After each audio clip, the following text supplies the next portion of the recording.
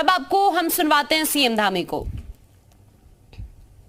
क्षण भी रुके बिना हम सबको जिस प्रकार से योग में पारंगत होने के लिए हम सबको शिक्षा दी, हम सबका मार्गदर्शन किया, हम सबको योग करवाया, उसके कारण से हमारे जीवन में अनेक प्रकार की जो कमियां हैं, जो न्यूनताएं हैं, उन सबको संपूर्णता की ओर ले जाने का उन्होंने मार्ग बताया है। मैं पूज्य स्वामी जी को नमन करता हूं, उनको वंदन करता हूं।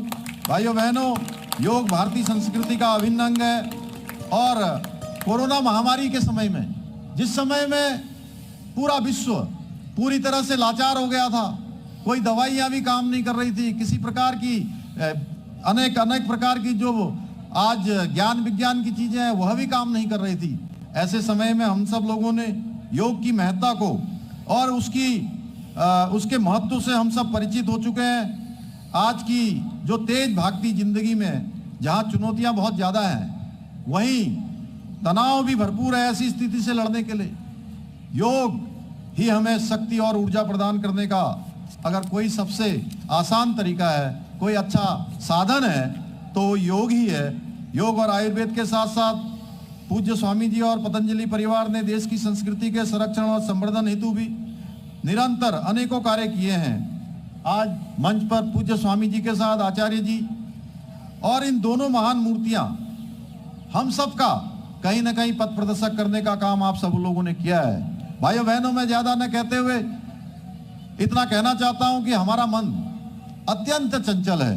ये भौतिक साधनों के पीछे भागता है। यह दौड़ता हुआ मन कभी भी व्यक्ति को चेतना की गहराइयों में नहीं ले जा पाता है। हमारे इसी अंतर्द्वंद को शांत करने की प्रक्रिया योग कहलाती है और योग से ही हमें शुद्ध आत्म स्वरूप को जानने का अवसर मिलता है। यही कारण है कि आज भारत ही नहीं बल्कि विदेशों में भी योग की ख्याति बढ़ रही है।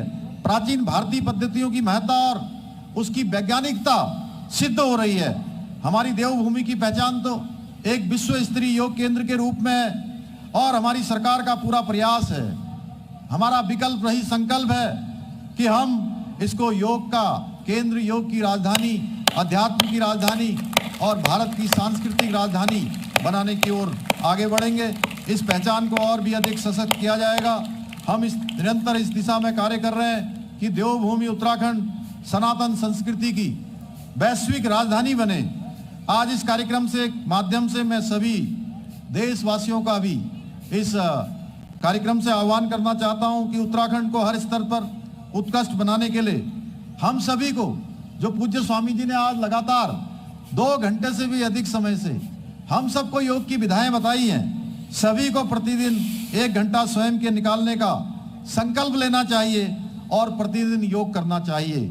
मुझे पूरा विश्वास है इस प्रकार हमारे द्वारा किए गए सामूहिक प्रयास शीघ्र ही सफल होंगे और पूज्य स्वामी जी का मार्गदर्शन, जिससे औषधियां कम होंगी, दवाइयां कम होंगी, बजट भी हमारा कम हो जाएगा जो दवाइयों के रूप में जाता है, यदि हम योग को अपनी दिनचर्या के रूप में अपनाते हैं और योग को नियमित रूप से अपने जीवन का हिस्सा बनाते हैं। किसी ने शायद ठीक ही कहा है कि सूरज से पहले जगना होगा, सूरज से पहले जगना होगा, दृढ़ता से आगे बढ़ना होगा, कंटक राह मिलेगी राही पर फूलों सा खिलना होगा, चट्टानों सी बाधाएं सम्मुख पर बन पर्वत लड़ना होगा, पर बन पर्वत लड़ना होगा। बदलनी है अगर स्थितियां तुझको तो खुद को बदलना होगा, खुद को बदलना होगा।